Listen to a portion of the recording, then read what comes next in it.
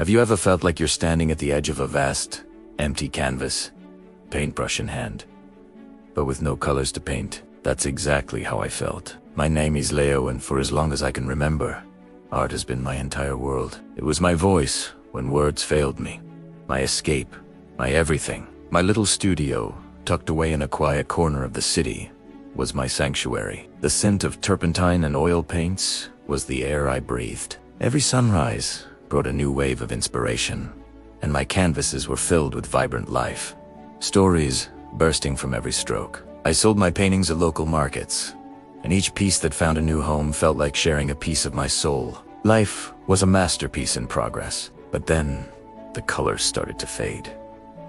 Not on my canvas, but within me. A creative block, heavier than any I'd ever known, settled over me. It started as a whisper of doubt, a hesitation in my hand. Soon, it became a roaring silence. The canvas stayed blank. The brushes gathered dust. My once vibrant studio felt like a tomb. Friends would call, "Leo, we miss seeing your new work," but their cheerful words only echoed the emptiness I felt inside. The pressure mounted, not just from the outside, but from within. My savings dwindled, and the joy that once fueled my passion was replaced by annoying anxiety. The dream I had poured my life into was starting to feel like a foolish fantasy. I was lost in a gray, colorless world of my own making. One rainy afternoon, feeling particularly defeated, I found myself rummaging through a box of old books my grandmother had given me. Tucked between worn-out novels was a small, leather-bound Bible.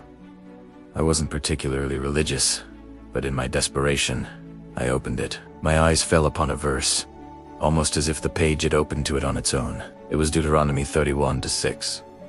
It read, "Be strong and courageous. Do not be afraid or terrified because of them. For the Lord your God goes with you. He will never leave you nor forsake you."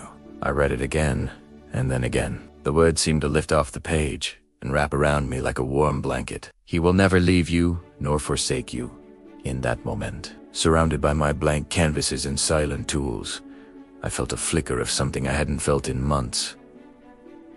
Hope. It wasn't a lightning bolt moment, not a sudden flood of inspiration that had me painting a masterpiece overnight. It was quieter, more profound. It was a seed of faith being planted in the barren soil of my heart. I started to see this verse not just as ancient words on a page, but as a personal promise. A promise that even in this season of silence and doubt, I wasn't alone. God was with me, in my dusty studio, in my creative emptiness. This realization began to shift my perspective. Instead of staring at the blank canvas as a symbol of my failure, I started to see it as a space for God to work. Instead of forcing inspiration, I began to pray, to simply talk to God, sharing my fears and my frustrations. Slowly, I began to pick up my charcoal pencil, not with the pressure to create something brilliant, but just to make a mark. I started sketching simple things around me. The rain-streaked window pane, the worn bristles of my favorite brush, my own hands. These weren't grand compositions, but they were honest. They were conversations on paper.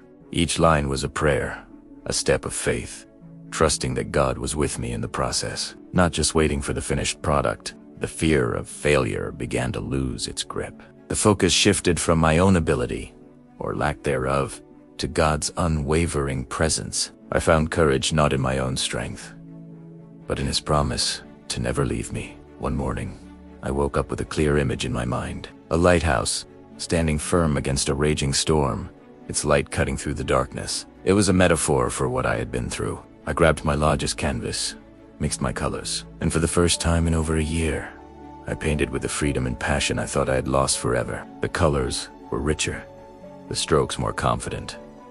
It wasn't just my story on that canvas. It was a story of hope, of a promise kept. The painting, which I titled "He Will Not Forsake You," was more than just a piece of art. It was my testimony. When I took the painting to the market, something was different. People didn't just see a beautiful image. They felt something. An older gentleman stood before it for a long time, tears in his eyes. He told me he was going through a difficult time, and the painting reminded him that he was unalone. One by one, people shared their own stories, their own storms.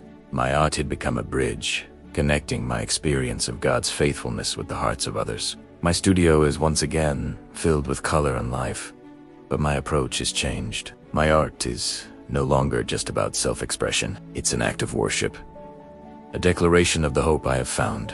Maybe you're standing before your own blank canvas today. Maybe it's not a creative block, but a career that feels stuck, a relationship that's broken, or a health battle that seems endless. You feel unseen, forgotten, and alone. I want to share with you the same promise that rescued me. Be strong and courageous. Do not be afraid. The Lord your God goes with you. He will never leave you, nor forsake you. This isn't just a nice sentiment. It's a lifeline. It's the Creator of the universe whispering to your heart that you are not forgotten. He is with you in the waiting, in the silence, in the struggle. The journey out of the darkness isn't always instant. It's a process of taking small steps of faith, of choosing to believe in His presence, even when you can't feel it. It's about shifting your focus from the size of your storm to the greatness of the one who walks with you through it. If you're feeling overwhelmed, remember that you don't have to have all the answers. You just need to hold on to this one truth. You are not alone. God is with you, and His presence is the source of a strength and courage you never knew you had. Let that promise be the first stroke of color on your blank canvas. Let it be the light that guides you through the storm. He has not, and will not, forsake you. If this story resonated with you, I encourage you to share it with someone who might need to hear this message of hope today. And in the comments below, I'd love to hear about a time when you felt God's presence in a difficult season. Your story could be the encouragement someone else needs. Thanks for listening. Don't forget to subscribe for more stories of faith and encouragement. Remember, you are loved, and you are never alone.